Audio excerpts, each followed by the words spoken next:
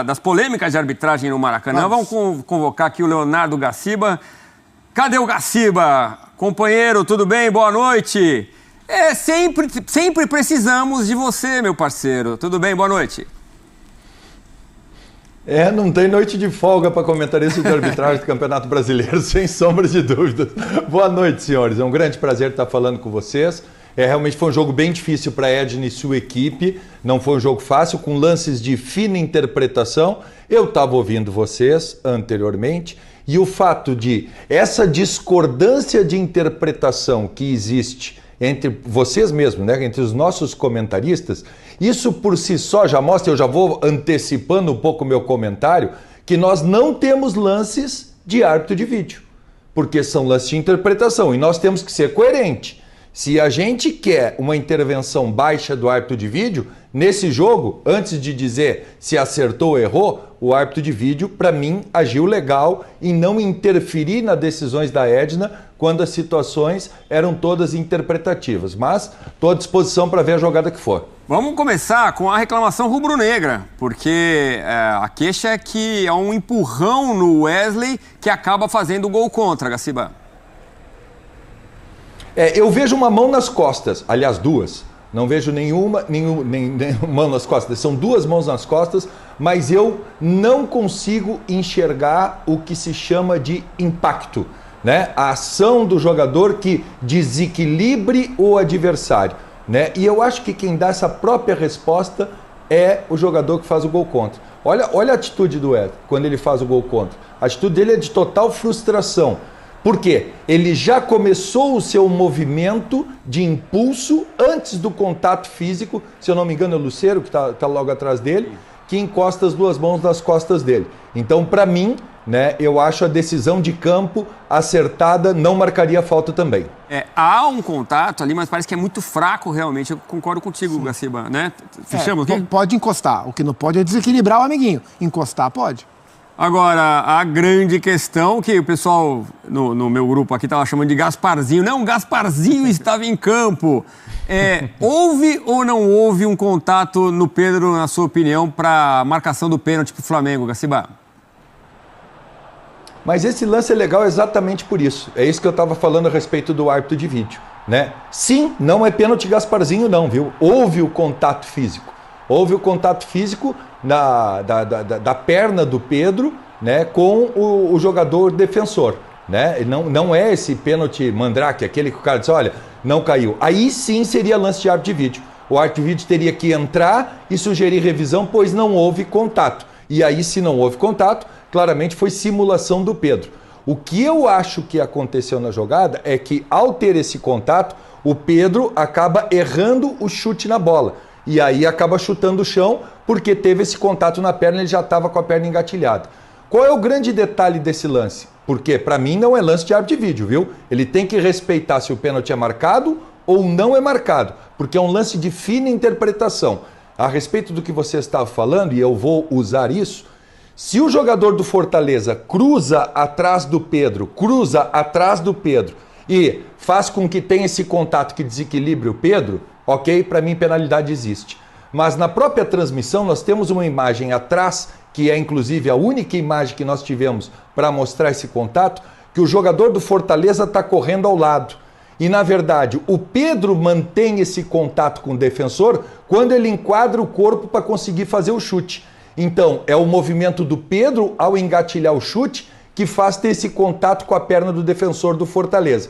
Para mim, por isso, a penalidade não existiu. Por mais que seja um lance de finíssima interpretação.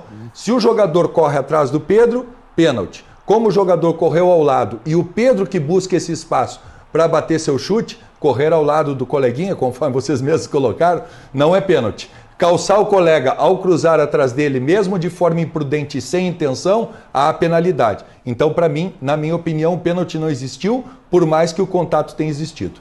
Então aí o VAR deveria ter feito exatamente essa observação, né? Ele deveria respeitar a decisão da Edna pelo seguinte, que ela vai... A Edna diz, provavelmente narrou ao VAR, né? Pedro é calçado por trás. O VAR deve dizer para ela, sim, o contato físico existiu, segue decisão de campo. Porque isso é a interpretação da Edna, se esse contato é ou não faltoso. Certo. E isso é que a gente tem que perder aqui no Brasil.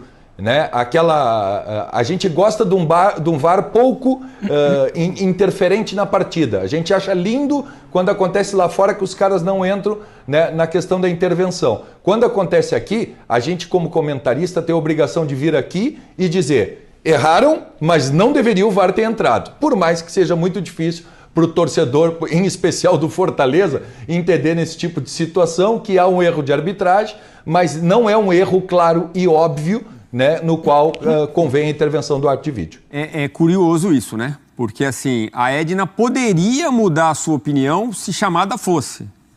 Mas o que o VAR, como o Gaciba lembrou, né? Tem que ter a certeza de que foi, ou de que não foi, né? Tem que ter essa convicção.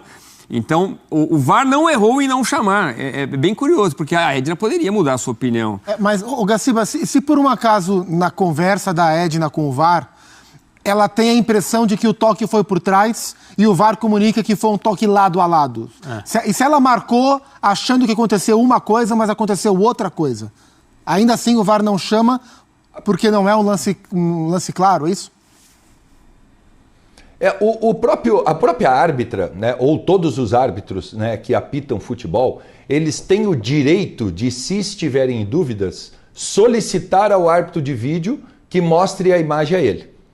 Eles têm esse direito. Você sabe quantas vezes aconteceu nos mais de 900 jogos que eu dirigi a arbitragem brasileira? Uma. Num lance de expulsão, no jogo do Corinthians e Grêmio, se eu não estou equivocado, que o árbitro acaba expulsando o jogador e ele fica em dúvida e diz: separe a imagem para mim que eu quero aí dar uma olhada. Ele vai lá e confirma sua decisão de campo e acaba expulsando o jogador. Mas quem provocou a revisão foi o árbitro, não o árbitro de vídeo. O árbitro de vídeo está ali para que possa sanar erros claros e óbvios. Essa é a primícia maior do árbitro de vídeo. Porque se o árbitro de vídeo der uma segunda oportunidade, que esse é o grande erro que acontece, que é o árbitro de vídeo permitir ao árbitro que olhe a jogada uma segunda vez. Não é para isso que o árbitro de vídeo foi criado. O árbitro de vídeo foi criado para o gol de mão do Maradona. O árbitro de vídeo foi criado para o gol de mão do Henry.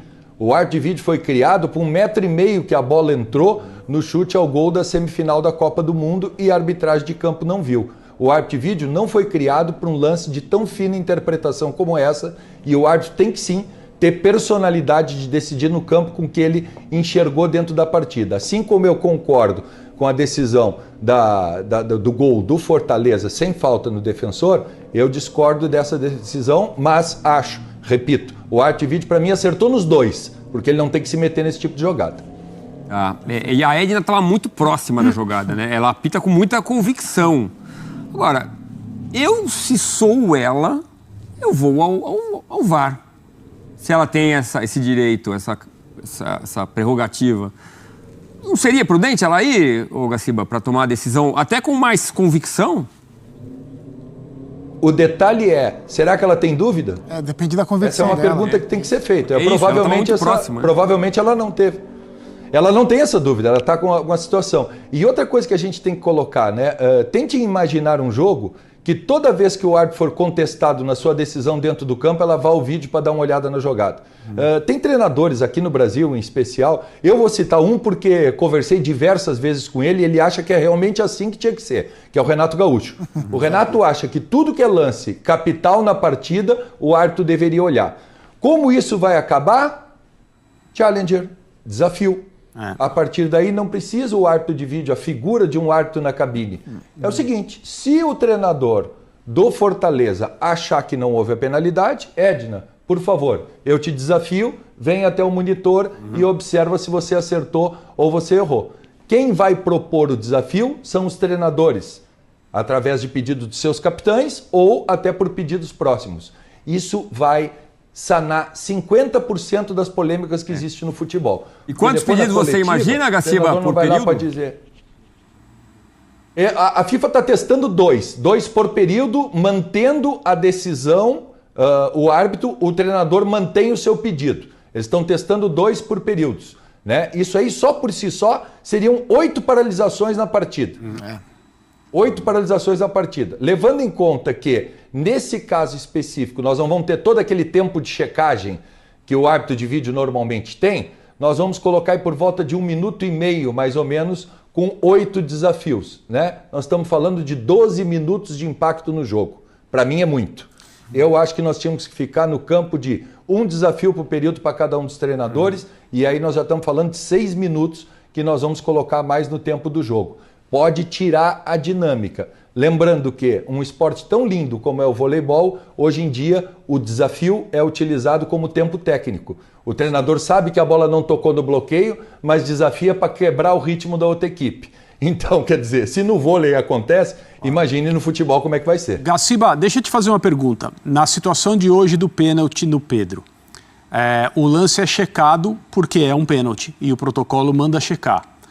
Os profissionais do VAR na cabine, eles podem ter visto, a gente não sabe, né, porque não temos o depoimento deles, eles podem ter visto exatamente o que você viu.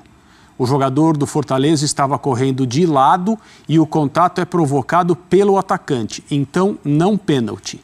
Mas mesmo que eles tenham visto isso, você não acha que eles deveriam comunicar a Edna para que no mínimo ela fosse ao monitor? Porque o lance é muito polêmico. Não é um erro claríssimo da arbitragem de campo. É essa a ideia? É um lance de interpretação. É um lance de interpretação. Eu vendo vocês dois conversando agora no programa, eu vejo que os dois argumentos são muito legais.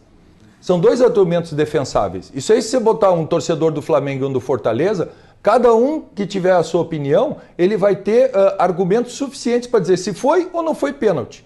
Uhum. Então, esse é o tipo de coisa que o árbitro de vídeo tem que ter consigo. Não existe um erro claro e óbvio. O que seria um erro claro e óbvio? Não sem tocou. Contato físico. Não tocou. O pênalti Gasparzinho. Perfeito. Né? Aí sim, aí é um erro claro e óbvio. Edna, vem aqui porque eu tenho uma imagem que vai mostrar para ti que tu viu um calço e esse calço não existiu. Certo. Não teve contato físico. Agora, ela viu um calço, teve o contato físico, a partir daí é com ela. A interpretação é com o campo. Tá bom, Gaciba. Daqui a pouco você volta para falar de outras polêmicas em outros jogos.